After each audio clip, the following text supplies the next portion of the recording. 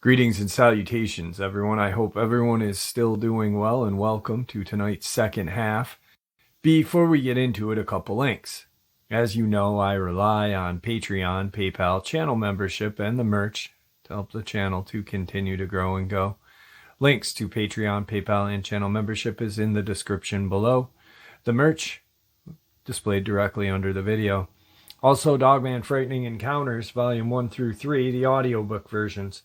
They were written and researched by Tom Lyons, narrated and produced by me, Jeff Nadolny. Those audiobooks are available on Audible, Amazon, and iTunes, links to which are also in the description as well. And finally, last but definitely not least, if you'd really like to help support this channel to continue to grow and go, simply subscribe. It doesn't cost you a cent. Click that like button, takes half a second. If you don't want to miss out on any of the informative uploads I put out daily, click that bell icon, and folks, please leave a comment. Why? Well, because all these things, they really do help this channel to continue to grow and go, and yes, folks, they definitely do matter. Now, everyone, I have taken far too much of your time. Let's jump into tonight's second half, shall we? All right, so when we talk about Dogman, we automatically assume Michigan Dogman. When people hear Dogman, it's Michigan Dogman or LBL. And one place to me that really has, or where the legend kind of really began, Bray Road. You know, and it's funny that a area called the LBL has outshined the two places where Dogman is synonymous for, you know, Bray Road, Wisconsin, and Michigan. Elkhorn, Wisconsin. I think you'd have more of a chance of seeing a Dogman in Elkhorn, Wisconsin than the LBL. But that's just me, you know. I think it's overplayed, and you know, people tend to, you know, dwell on the past a little bit too much, if you ask me, on an attack that may or may not have happened in the 80s. Actually, we don't even know the year. Kunbo says 83. But, you know, I don't know. That's just my opinion on it. I myself think you truly have a better chance of seeing a Dogman in Elkhorn or the Upper Peninsula of Michigan than you do in LBL. Anyway, let's get into it. All right, everybody. Today I have a subscriber who contacted me just recently. I found his encounter on Reddit, and it happened out in Elkhorn. It's a brief encounter, but it's definitely a terrifying one. Nate, how are you today? Doing good, Jeff. How you doing, bud? I'm doing well. Thank you for taking some time out of your day to come on and share what's been going on with you out there. So I'm going to hand the floor over to you. I know you've been going out there for a while taking samples and stuff. If you don't mind, could you start kind of like right when you very first started feeling weird out there? Yeah, I can rewind the clock there. It's when this all started out. This was probably a year and a half to 2 years ago when I first started going out there to take samples. It's basically water quality sampling to ensure that the site, it's an old quarry, isn't leaking anything hazardous into the local watershed. Pretty mundane, routine stuff. Nothing special about that. Nothing that disturbs anything. It's just as simple as dipping a container into a pond and calling it a day. Nothing special. On top of that, then, I didn't actually know the property was located by Bray Road or Elkhorn when it happened. I was just given a pin saying, hey, go to this, this site. This is what it's called. And that was the end of that. So I started doing that. And at that time, I kind of didn't assume that Dogman was really, I don't want to say it wasn't real, but I didn't think it could happen to me. I figured it'd be more in the northern part of the state or in state parks where there's more wooded lands, not deforested as where they're at. Right. So about, I'd say a year and a half ago, 2 years, I had a detour for some construction off 43, and it took me an exit or two early. So I got off. GPS told me to turn onto this road and turn onto it. And I look at the name of the road, and it's Bray Road. And that's kind of when it clicked. Wow. Yeah. I had a what the hell moment, and I'm just like, you got to be kidding me. So that's the beginning of it in regards to my recollection. So it took me about a year to figure that out. Prior to I even realized that, I was extremely nervous going into those woods, and I couldn't give you a reason why. Right. Listening to other people's encounters, they talk about the lack of sound, the lack of just a heavy feeling of presence in these woods. The areas where I sampled at, half of the time it was bright, cheerful. You'd hear the birds, you'd hear frogs, even see some deer out in the fields, and you'd see cranes, geese, all sorts of things just kind of doing their own thing. And the way the property's set up, it's a private entryway, and it's gated off, so no one can actually go in there without a key or permission. And luckily we did have that because we're doing the job up there. So going into that site, I was always used to seeing stuff. But once you hit the tree line, that was the back part of the property. Once you hit that tree line, everything stopped. It just went silent and just dead almost every time.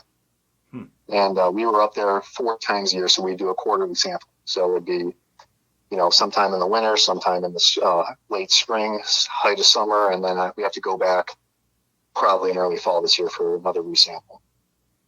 So that's the gist of the sampling and just the environment. Now, really quick, when you said you're used to seeing things when you go out there, what sort of things, like just animals or? Yeah, I haven't seen anything except, not counting this last sighting, that's strange. Okay. Just your normal deer, geese. Saw a coyote one time as well. Like, the area is thick with wildlife, and people saying otherwise just haven't gone out enough to look around. Right. Okay. But to paint a better picture of how this property is set up, I should probably do that for the viewers, because they're just hearing me talk about this stuff and not getting an idea. So the private driveway is basically right off the main road that you enter the site. Just a public road. You can take it anytime. I'm going to keep that just kind of private, just for the sake of anonymity's sake. Yep. But once you turn off this road, you go through a gate. You got about a quarter mile to a mile and a half till you hit the old quarry, which is on your left. And then prior to that, you have a farm field probably for a little ways past the road. And then that turns into the old edge of the quarry / unused fields and wetlands where they used to have old drainage ponds. And this quarry's been shut down, from what I could gather through my research, since 2008. So it's been reclaimed pretty fast by the environment. Now, off to your right side as you're driving down this road is just a depressed lowland type of area. I'm not sure if it was ever developed. Aerial photos from what I looked at and researched, I couldn't tell you. But it does look like at one time or another it was a farm field of some sort, or maybe they mined it out for some sand or something like that. But this area is just a clean, pristine field. And then you start getting back into some, I'd say maybe tiny little foothills, probably like maybe 50 feet the tallest, nothing special. That's where that tree line starts. And they have an old paved service road that kind of runs to that tree line. And that's what we have to take to go to the actual edge of our property. So once you hit that tree line, that is the that's the end of the road. And you have to get out and you have to walk about another 100, 150 feet to get to the retention pond.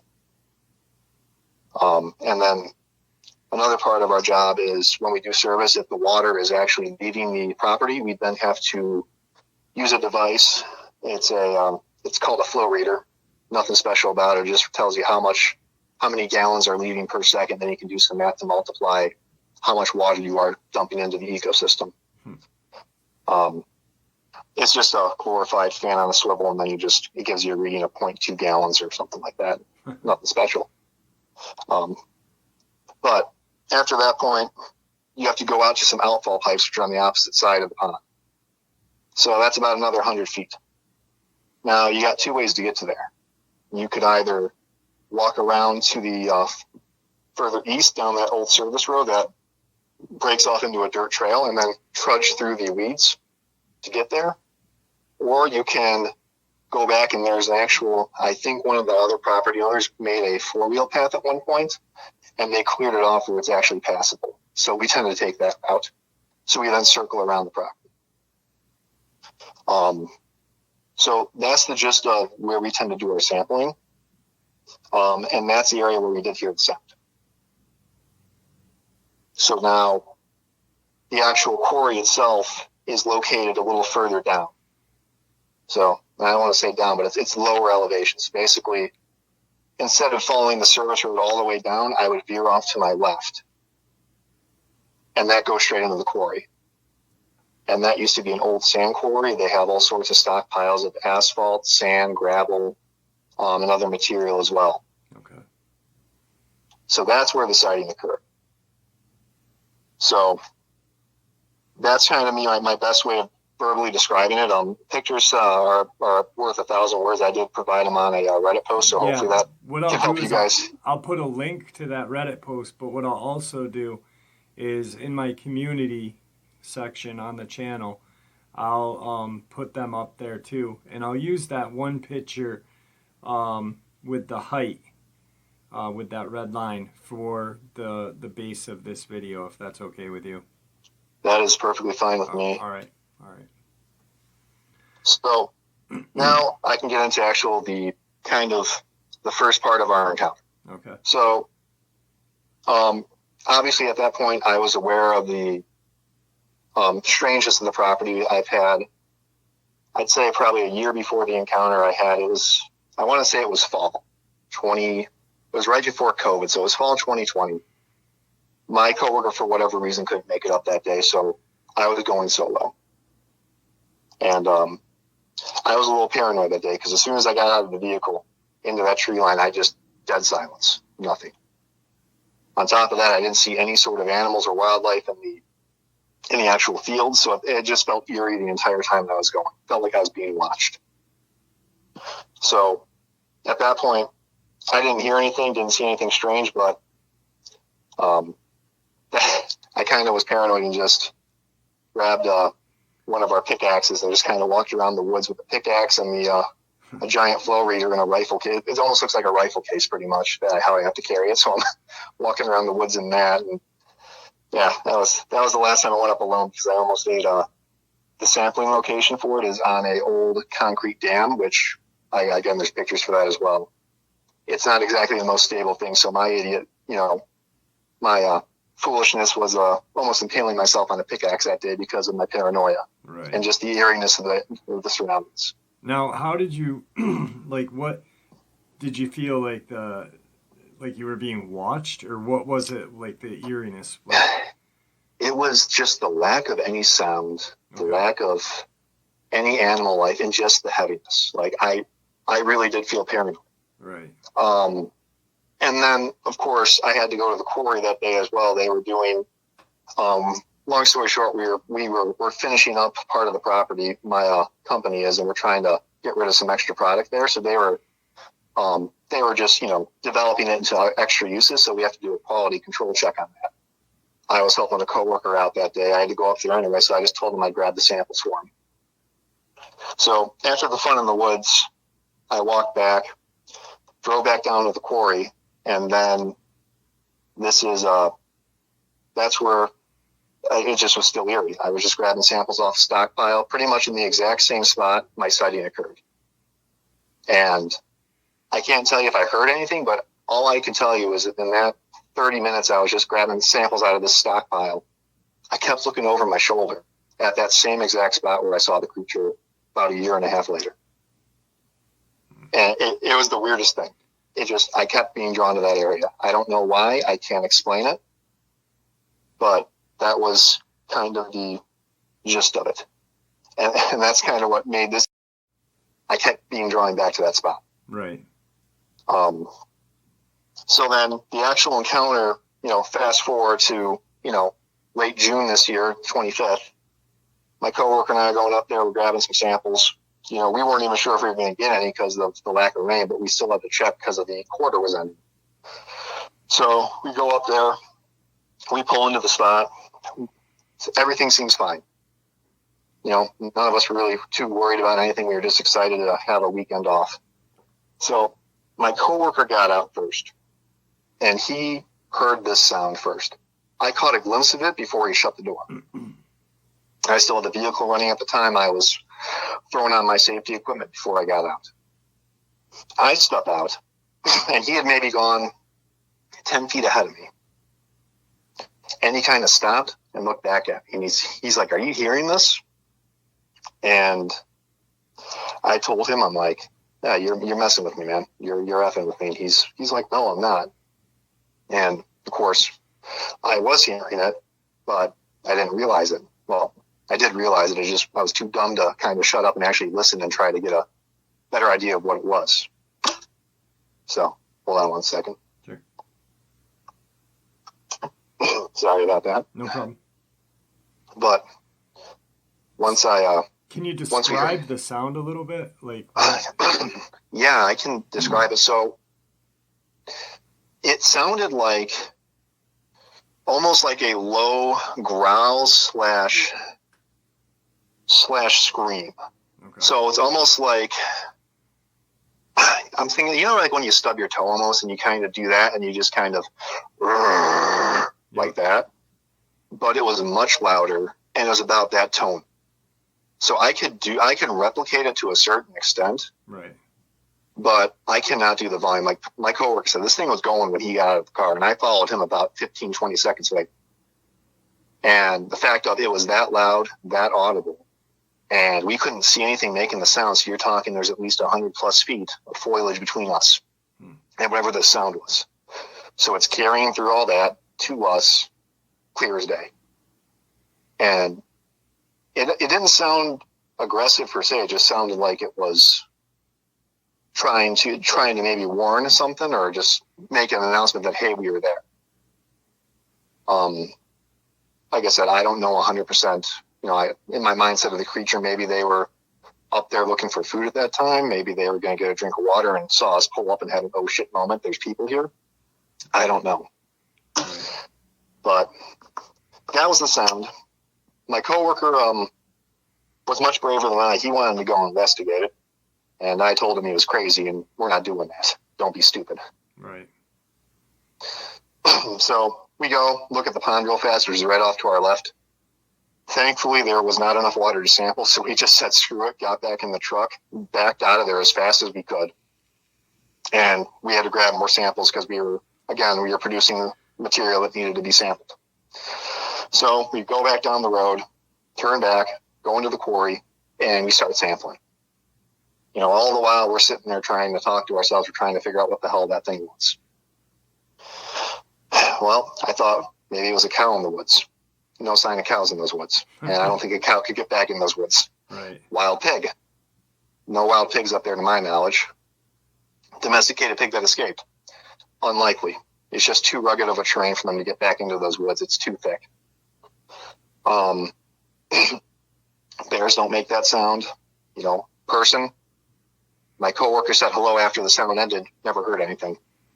Never heard any rustling or branches breaking either. So I don't think there's a person back there either.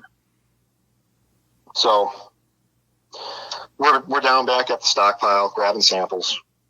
Next thing you know, I start hearing these crows go off in that spot that I took the pictures of. They were basically nested a little ways back in the woods that lead up to it. And I heard them going off, going crazy. And I'm like, what the hell's going on with them? So I looked back once or twice, didn't see anything. Then they really started going off. That's when I kind of stopped. I had finished sampling, so I just kind of stopped, looked back up in the woods, and just watched them fly off in a panic. And I'm scanning the tree line and stuff like that right around the area, and that's kind of when I noticed that shape initially. And I have a, and I kind of go by it, and then it clicks in my head. And I go back, and it's not there. At that point, I turned to my coworker, and I said, did you effing see that? And he responds, no. So at that point, I'm kind of at a loss for words, and I am trying to logically figure out a way of what the hell I just saw. Because now there's pretty much a shape missing from the tree line. Yeah. And let me get a drink of water here real fast and I can describe it better. Yeah. I apologize. Take your time. No problem. No.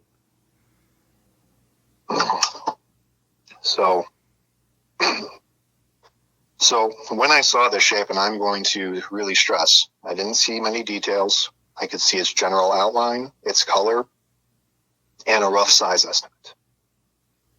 That's what I saw for roughly 5 seconds. This thing was big. At the time, I wasn't sure, but it was a brownish gray color, almost like, I don't want to say it was a timber wolf color, but, at a glance, I could maybe say, yeah, that's probably what it was. And the very top part of it had 2 points coming out, almost like ears. So at that point, I'm thinking, okay, it's either 3 things here, 4 things technically.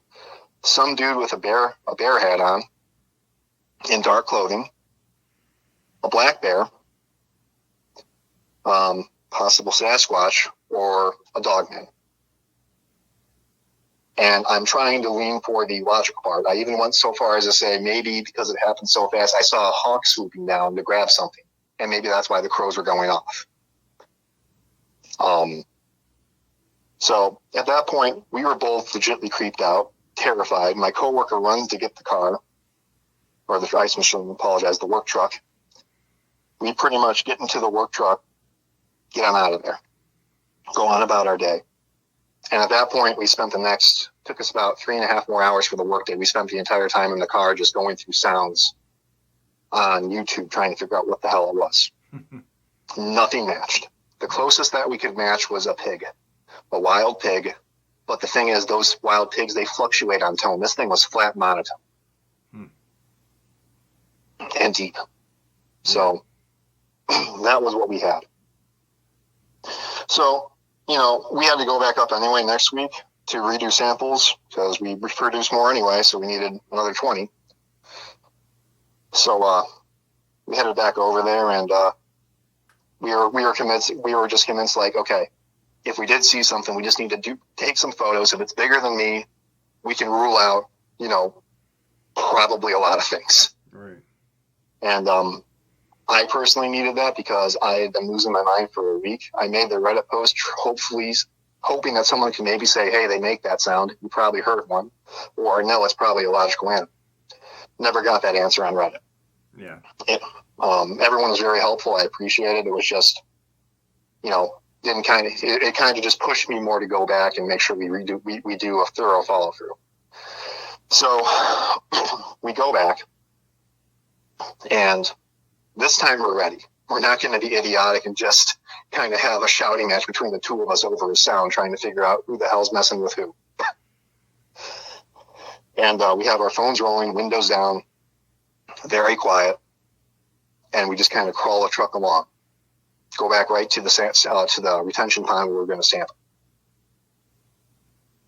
Didn't hear a single sound. So after that, actually, let me rewind that. I got a little ahead of myself there. We actually went and sampled the stockpile first because we were afraid to go back to the retention pond. Okay. Thankfully, that day, the site was active in regards to we had heavy equipment on site in use. So basically, the days we normally go up, there's no heavy equipment up there, usually not in use unless they haul some stuff up to produce it. So this is actually a rare occurrence. So all the animals at that point were they were back in the woods, not really by the quarry at that time, because we had two loaders going around, moving stuff around, and had a production plant going. So we get down there, sample the site. I make my way over, put my coworker in the spot where I approximately saw the creature. And I go up there, and to my best recollection, I stood in the place where I saw the creature, by that tree. Now, the caveat on this is that hill is an old asphalt pile, at least part of it is. As I was climbing up that cliff, there were several asphalt chunks I had to climb up on, and there's actually a lip up there about, I'd say, maybe a half a foot and a half that lips up. And then it flattens out into just a broad plateau up there. I should have a picture of that. It might just be the plateau. I might not have got the actual lip of the cliff up there, just because it was a pretty steep drop and it's unstable. So right. I don't want to risk getting too close. But when I was up there, I did look for signs, but of course it had rained the week previously. So, any signs of tracks were gone. Yep. Didn't look like there's any regular path. But from what I could extrapolate, if anything were to come from there, it came from basically due east from those woods along that cliff line to look at us. And that whole area right there had a great view of pretty much the road, the farm fields, the actual unplowed fields, and basically the entire quarry itself.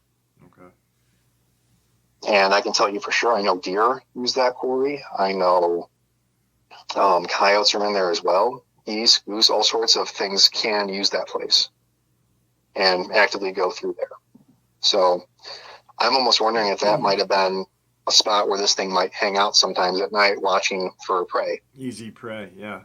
Exactly. With water, there's accessible water there. Regardless.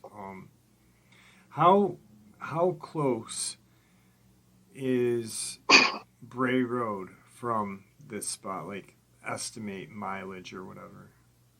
I can tell you for mileage sake, I'd probably say 2 to 3 miles. I could be a little off if you push it up to 5. Right. But the way it works is, if you look at Bray Road and look, I believe it's to the east. I don't have Google Maps open on me exactly. But you basically look at that and then look at like 43 and look for a stack of trees. Mm-hmm. There are no stacks of trees until you get to that property. Okay. So pretty much the entire area around there is just farm fields. And then this property has the stream, the water, and the undisturbed land. Right. This place has been undisturbed for at least 20 years. Yeah, that was my next question, is how long has this place not been in use for? But like I said, like where Bray Road is, it doesn't, it's a creature of this caliber is not going to follow the road. They're just going to go through the fields and, make its way easily to this place. So it's pretty close. It's nothing that there's not a great distance away from there. No, it's easily accessible. Also, the town's only a few miles away, so and I'm doing hypotheticals here. I can't speak for the creature, or if it Right. if it was what I think it was. Right. But if you're looking at it let's look at it from an animal perspective here. Easy access to food. If you go up to the north, you got Elkhorn. Yep. Get some dumpsters. You can get some residential areas, some pets. You got plenty of farms around the area that have livestock and animals. Then you got easy access to a clear waterway that leads, off to the east that is actually heavily vegetated to at least the golf course, for miles. Yeah. And all this area, again, the rarity of us being up there, I can tell you for a fact that out of the 2.5, 3 years I've been doing this, that I think we've produced there maybe 5 times out of the year. So the odds of there being machinery and people up there, slim to none. Yeah. And then the other half of the property is owned by someone else. So they obviously do store stuff up there. I can't speak for how often they're up there, but again, this is not developed stuff either.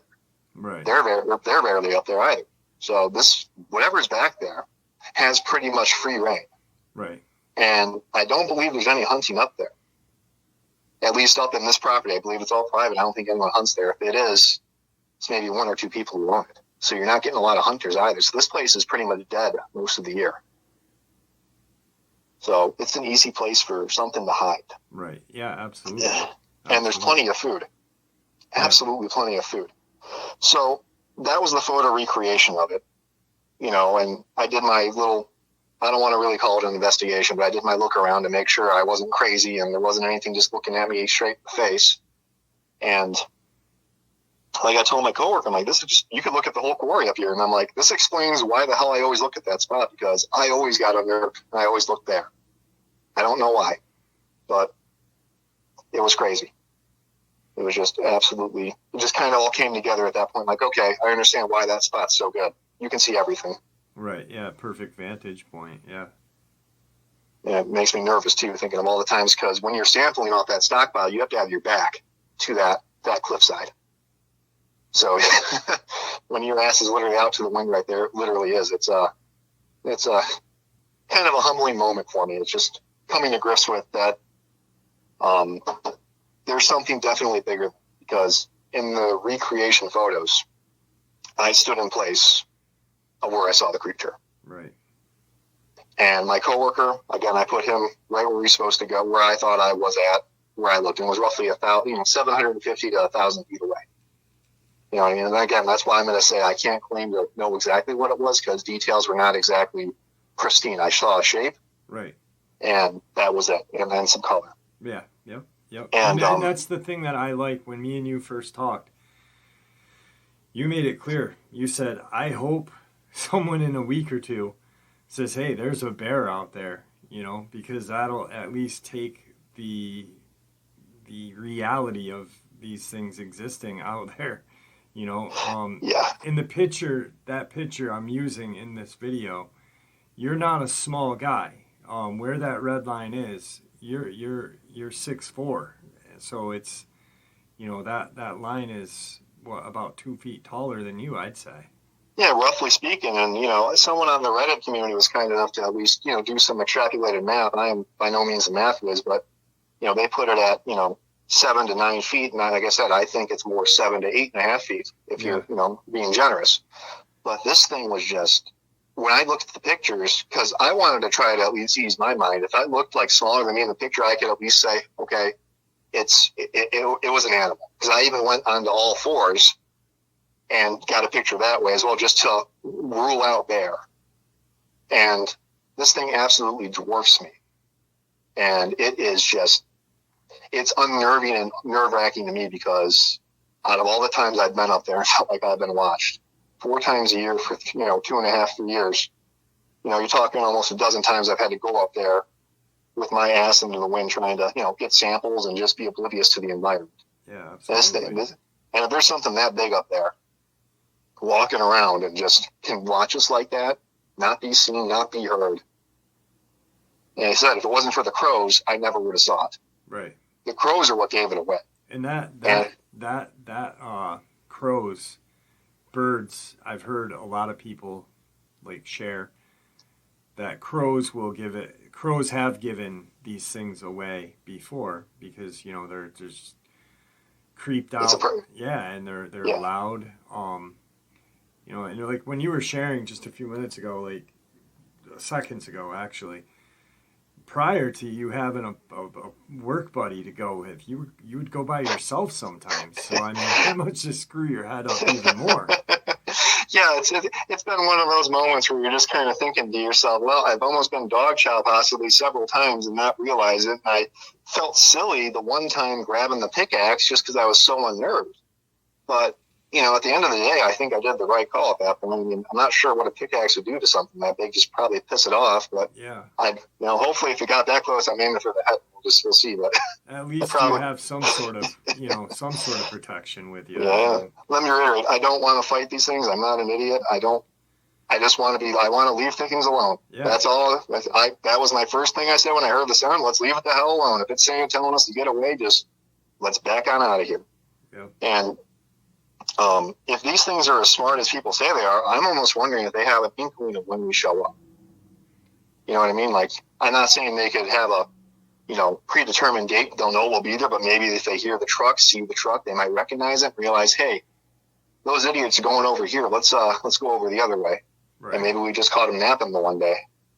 Yeah, I don't know. True. Yeah, I mean, or they just wanted to check you out. You know, yeah. I mean, they're, like you said, where it was, it's a perfect vantage point. Perfect, you can see everything. Yeah.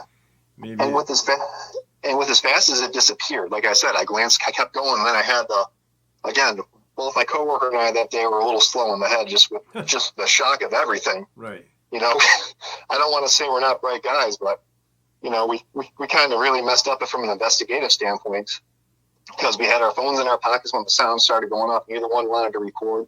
When I saw the thing, I didn't even think to keep my eye on it. I just kind of kept glancing, and then it just kind of hit me. And but the way that thing just disappeared, right? That's the only reason why I could believe it's a true biped, or at least used to being on two legs. Because a bear, I don't think, can then splay itself up and then go back down really fast. Right. There's got to be some sort of.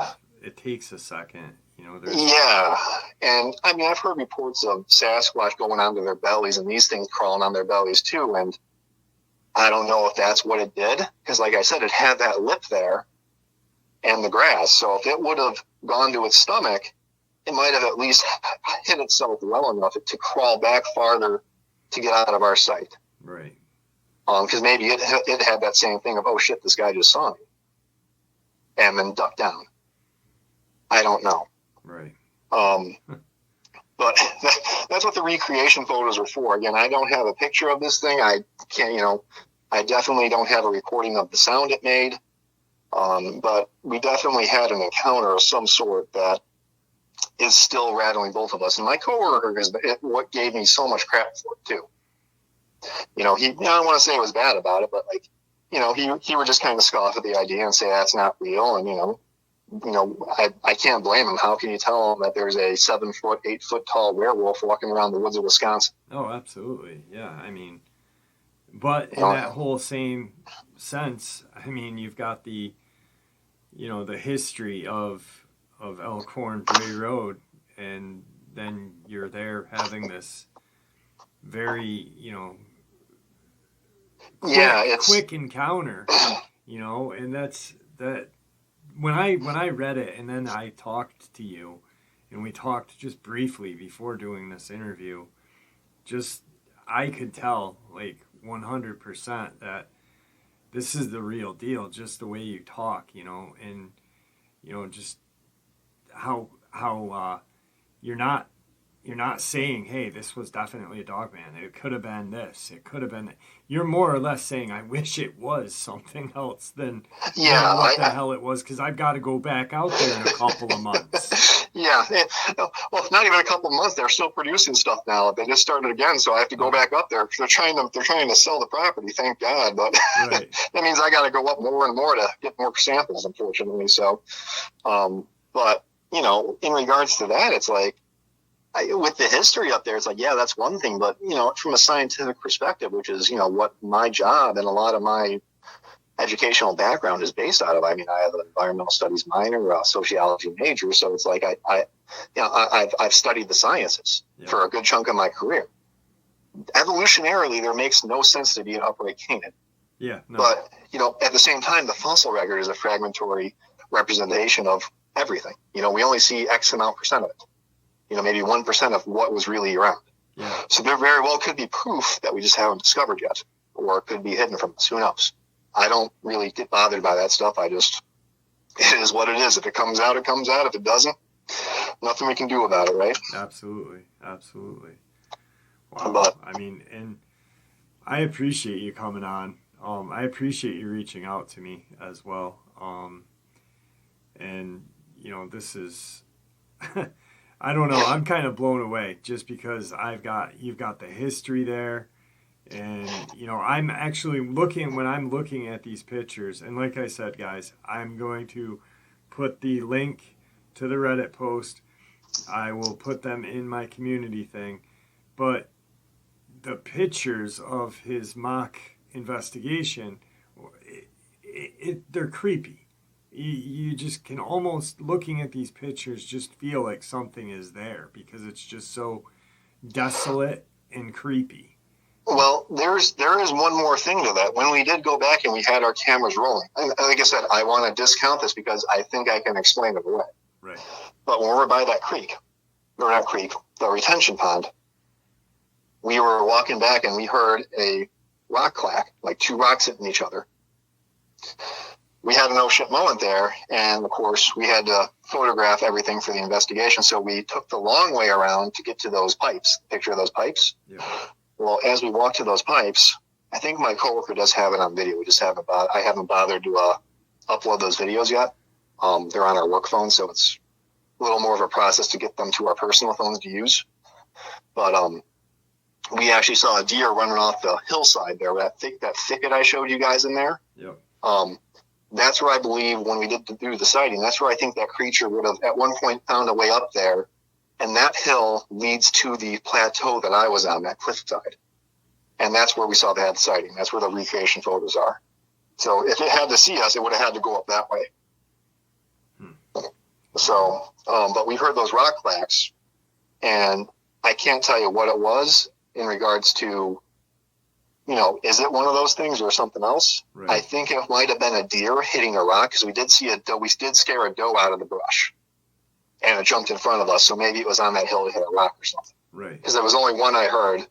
And then, of course, my coworker has 3 minutes of me smacking a rock in front of them, trying to get a response back. I look like an idiot doing it. But, so that's the only reason why I'm kind of discounting that. I think it was probably the deer. Yeah. But yeah, it just kind of adds to the eeriness there. But, of course, the day we go back for the recreation, it's, like I said, the machines are going, so the deer was back in the woods away from everything. And everything was bright and cheery in the woods for the first time, and I can't tell you how long. So right. Yeah. I really enjoy this because you're not really debunking. You're not trying to debunk it, but what you're scientifically trying to figure out what the hell happened. And I really think that is one of the coolest parts of having this interview with you, because first of all, you're, like I said before, you're not saying, hey, this 100% was a Dogman. Yes, there's history of people saying they've seen something out there, but you're saying, I really hope it wasn't.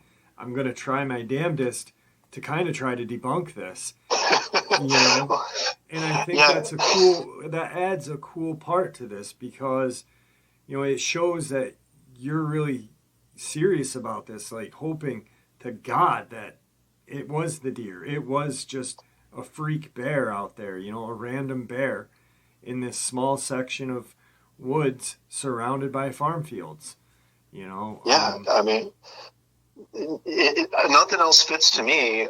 If you look at the pieces and how they're going here and the history, like you said, the pieces start to line up thinking, okay, there's obviously something else here. And the fact that you have a skeptic in my coworker who, up until that point, hearing the sound, was, just kind of wrote it off. And now he is now saying, yeah, there's definitely something up there. Now we're trying to figure out our next move. And that's, whether do we get a game camera? Do we put a game camera up there and see what we can catch? I personally think these things are too smart to be caught on camera, but that's just my 10 cents on it. But who knows? Maybe we'll catch them napping. Yeah. Maybe they'll put a game cam, I don't know. But the whole thing is maybe have someone stand on that vantage point, ballsy enough, and put a game cam kind of where you guys were, looking up, or maybe have one looking down, or both, I don't know, but you've got to definitely really be ballsy, because one of you are going to have to go by yourself up there and stay back down there, and I don't know. Just the pictures, like I said, just the pictures, guys, are just eerie. It's just an eerie sight, like you can just tell something's not right about the area, and it might just be because it's so desolate, but who knows? I mean, it's a good, like I said, it's by Elkhorn, but really the only other major town is Lake Geneva, which is 30 minutes away by car. Then you have Milwaukee, another, middle of nowhere. It's perfect country for these things. Right. Yeah. But on top of, like I said, woods, being surrounded by farmland, and I mean, it could be a bear, but it's kind of a weird scenario to have a bunch of farmland and fields and then just a section of woods where one bear or two bear are hanging out. That's, I don't know. I hate to say it like that to you, but yeah, that's exactly, like I said, I'm at peace with it. I had the quote unquote ideal encounter with a Dogman, I guess, because I was far hell away from it and I was closer to the truck than it could get to me. So if it ran at me, I was just going in the truck and we're going to call it a day. Yeah. At that point. Absolutely. But that's kind of our mentality at that point. And then, we got enough heavy equipment on us that next time we're up there, we're not going to run unarmed, to say the least. We'll have some stuff, but again, we're not going to try to do anything stupid. If it hear something or see something, we're just going the opposite way. We're going to just treat it like a bear and try to get out of there in one piece. Yeah, just treat it like it's a predator and get the hell out, get to the truck and go. One thing I can say is your coworker now is a little more keened in on it instead of being such a skeptic, which let's say something does happen and he's kind of more skeptical. Now he's kind of where you are, and now you'll both get to the truck just as quick. Yeah, we're both aligned. Like I said, I think he had a realization because I explained to him, and I'm like, okay, you wanting to go further into those woods where that sound was at was probably the stupidest thing you could have done in any horror movie. Yeah. And he's like, well, it stopped when you got out of the car. And I'm like, doesn't mean anything. I'm like, well, it might have been scared of you. And I'm like, it wasn't scared of me. From those pictures, it was not scared of me. I'm not going to be your bodyguard, and you're just going to be puppy chow if you go out there. Yeah, absolutely. Plus, there was a private property no trespassing sign, thankfully, like 3 trees away. So we saw that, and I'm like, oh, unfortunately, you can't go any further. And at that point, the creep vibe really got to him, and we kind of turned back and booked it out of there and all that fun stuff, and then did up the sampling at the quarry where we thought we'd be safe. Right. Yeah. And it's not a human either, because I'm sure that if it was another human, like you said, no trespassing, people are going to get in trouble for going there. But if someone was coming up on that area, you'd most certainly hear a vehicle approaching. Well, there's one way in. Yeah. There's one way in. It's all swamp and marshland on the other side of this property. So basically, the further east you go, it hits that stream that runs through everything. That's where our retention pond drains into. There is nothing past there. And then, you go, it's marsh, and then there's more farm fields. There's nothing. Outside, maybe there's a guy back there with a secret lab that we don't know about, like a drug lab or something. Right. Again, we're talking about a dude who's at least 7 feet, much bigger than I am, and he's wearing solid color trench coat stuff, or, like a Timberwolf colored, cut off fur thing. Yeah. With pointy ears on his head. I don't, like I said, I don't want to call them pointy ears because I saw 2 triangle looking shapes on what would have been the head. And the head was, I don't want to say it was, it's hard to, like I said, I don't want to be giving wrong information if my brain's trying to put, what I think I saw into perspective. Like if I think I really saw a dog, and I'm going to be thinking of that. You know what I mean? Yeah. But from what my memory recollects, that the head was a decent sized head. Like it, you saw the shoulders and then you saw the head, unless this thing had like a mane on its neck. I don't know. It just was big. It was freaking big. And it was something else. Like I said, I'm very thankful that if it was that, it gave me the distance so I didn't piss myself in fear. And I frankly am terrified because there's a lot of things out there I don't know about. I'm afraid to go back sometimes. And it's just, I'm going to be having my wits about me. And it's just kind of all hitting me now that I'm talking to you, Jeff, and I'm just having an oh shit moment here. Yeah.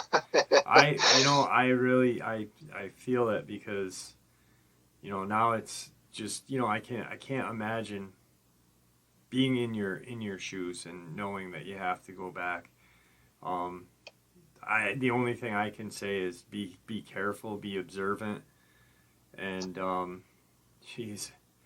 I don't know, just be careful, and I think we kind of I'm gonna say joked about the game cam thing because I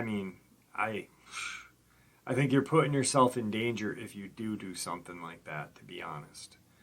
Well, if we do it, did it if we below. Sorry. Yeah, no, if we do it, I would say we'd probably do it where I see a lot of the deer coming out of. Like the deer actually use that service road as well. Right. They'll come up the service road, and then you see all their trails go branching off it.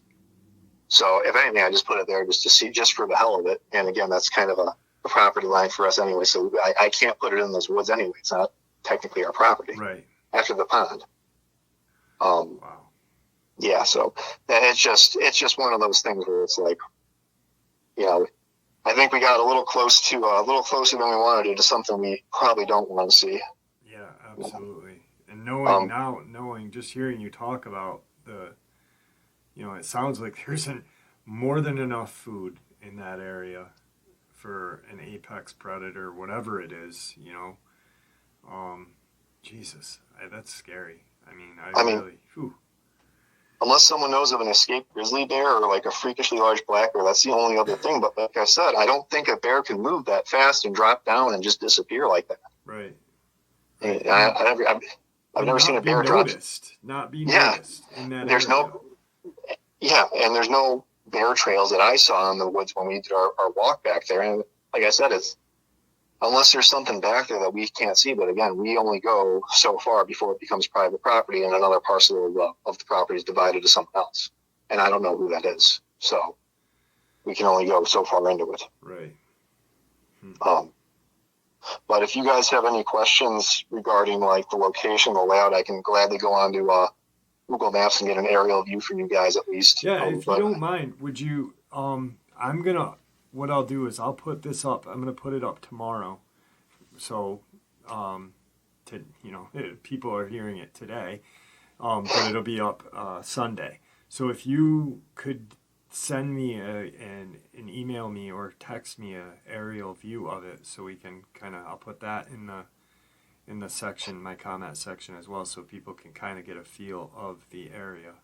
Yeah, I'm going to reiterate, this is private property. Please don't trespass. Don't go on there if you know where it's at. I'm going to do my best to keep it as anonymous as possible, but for the posterity of trying to describe everything, which I think I blotched up explaining the first couple parts of that, just because of how, I don't want to say complex the property is, but just the processes and all that stuff. I didn't do as well of a job as I wanted to. Well, yeah, guys, like he said, it's private property, and, it's, if you do know where it is, don't go out there, and if you do, it's on you. It's not on Nate, and just be respectful. And my crowd are usually really great anyway, so I don't think anybody's just gonna go randomly cruising around. I think they're more or less gonna want to look at the pictures and get the feel from that. So awesome.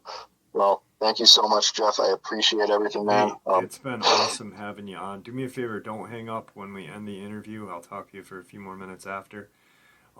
Is there anything that you'd like to say before we end the interview to everybody? I would just say keep an open mind to whatever's out there and never assume you know everything, and just treat, stuff that you're not sure of with the respect that you give yourself. That's what we did, and I think that's kind of why we've been allowed to do what we do up there, is we're not doing stupid stuff. Right.